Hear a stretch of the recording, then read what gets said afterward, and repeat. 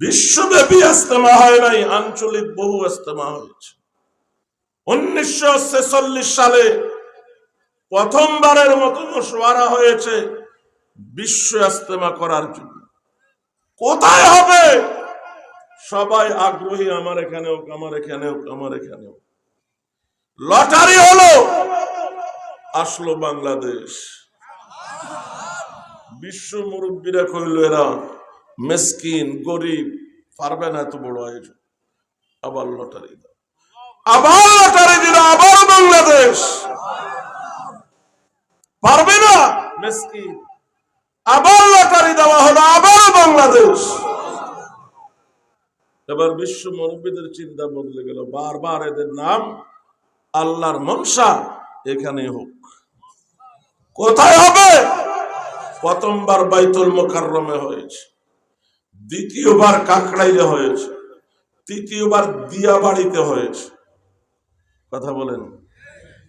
1968 সালে প্রথমবার টঙ্গীর ময়দানে হয়েছে।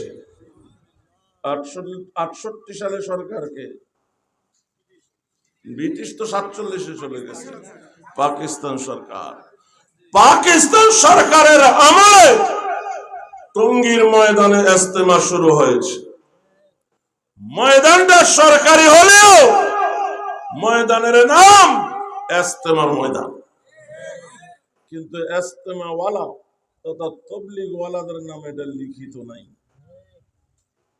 1995 সালে প্রথমবারের মতো এই পুরো ময়দান তাবলীগ ওয়ালাদের নামে লিখে দেওয়া হয়, রেজিস্ট্রি করে দেওয়া হয়। কত সালে?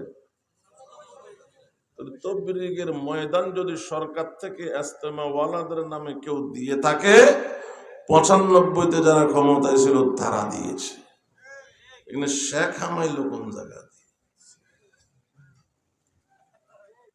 তো যে তিনটা দিয়া তাকে মুসলিম দরদি বানাবার চেষ্টা করা হয়েছে, আমি প্রমাণ করে দিলাম এখানে তার কোনো অবদান নাই।